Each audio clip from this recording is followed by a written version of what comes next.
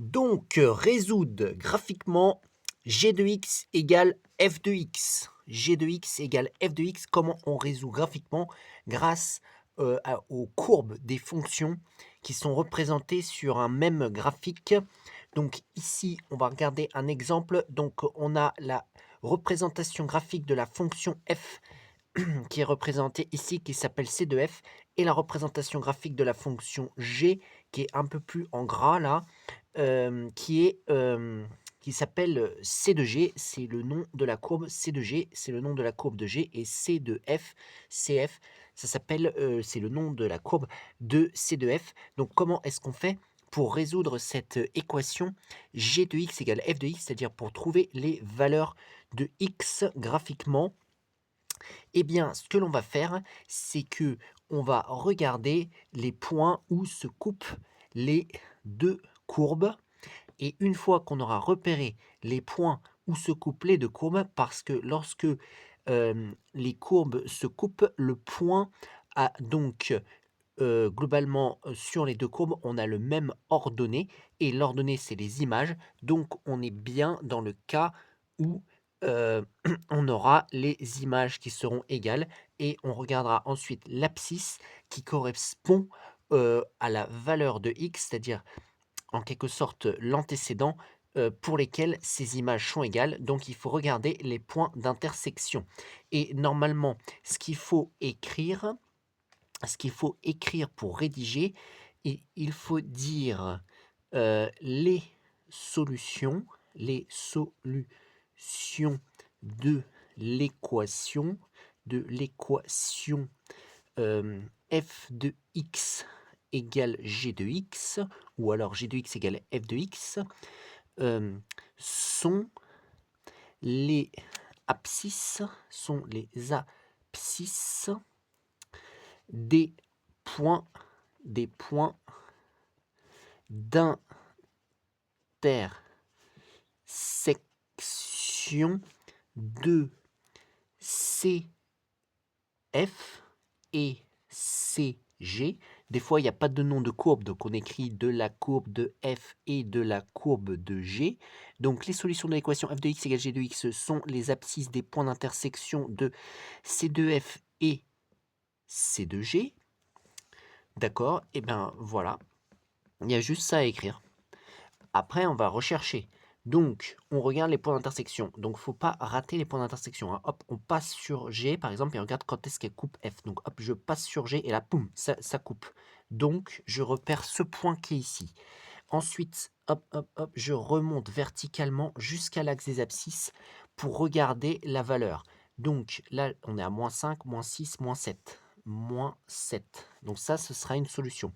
Ensuite, je continue sur la courbe de G. Hop, boum, je recoupe ici au niveau de F. Où est-ce qu'on est ici? Quelle est l'abscisse?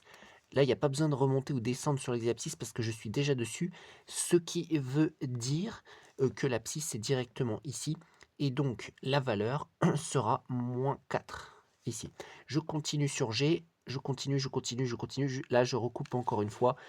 Et donc, j'ai un nouveau point d'intersection et je descends verticalement jusqu'à l'axe des abscisses pour trouver l'abscisse de ce point. Et donc, ici, c'est la valeur 3. Je continue sur l'axe, sur la courbe C de G, jusqu'à retomber encore une fois ici sur l'intersection avec C de F. Je remonte verticalement jusqu'à l'axe des abscisses et je trouve 11. Ensuite, je continue, et il se coupe ici encore une dernière fois sur l'axe des abscisses. 11, 12, 13, 14. Donc là, je suis à 14. Bon, alors, il y a eu quand même pas mal de points d'intersection, hein. Des fois, il y en a moins. 1, 2, 3, 4, 5. Il y a 5 solutions à cette équation. Et ces solutions, c'est les valeurs des abscisses que j'ai repérées. Donc, on peut donner S, l'ensemble des solutions de l'équation. On ouvre comme cela une accolade parce que c'est des valeurs discrètes. Il y en a un nombre bien défini. Donc, on les met les unes après les autres dans une accolade. Ça, c'est l'ensemble des solutions.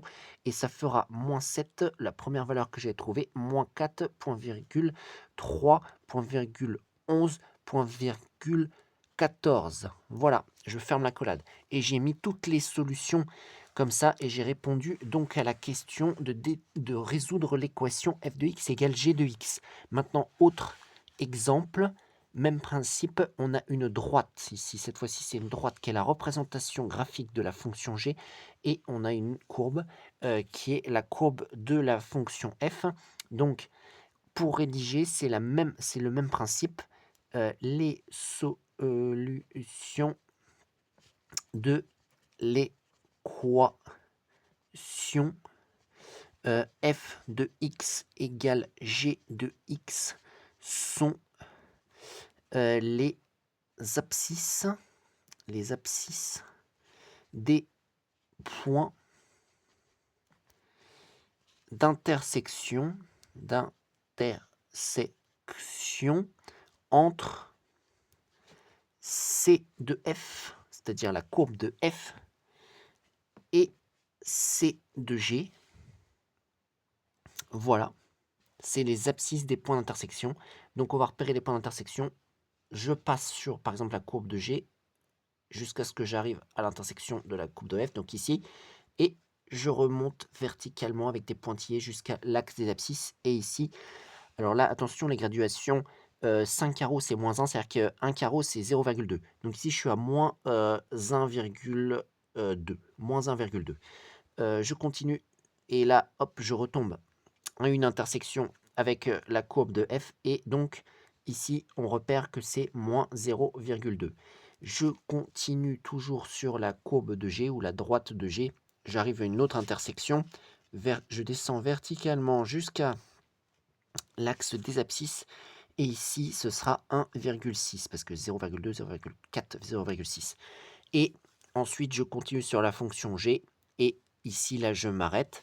La fonction est définie uniquement sur le tracé. Hein, ça ne continue pas, parce que parfois, on fait juste une partie de courbe. Mais ici, ça s'arrête, donc ils ne vont plus se recroiser après. Généralement, c'est comme ça, les exercices. Donc, on voit qu'ici, on a trouvé 3 solutions.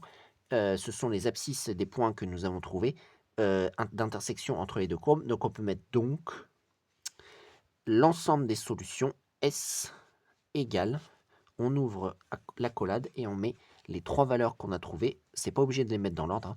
Hein. Moins 1,2, point virgule 1,6, point virgule moins 0,2. Et là, on ferme l'accolade. Donc, voilà comment résoudre graphiquement les équations de la forme g de x égale f de x.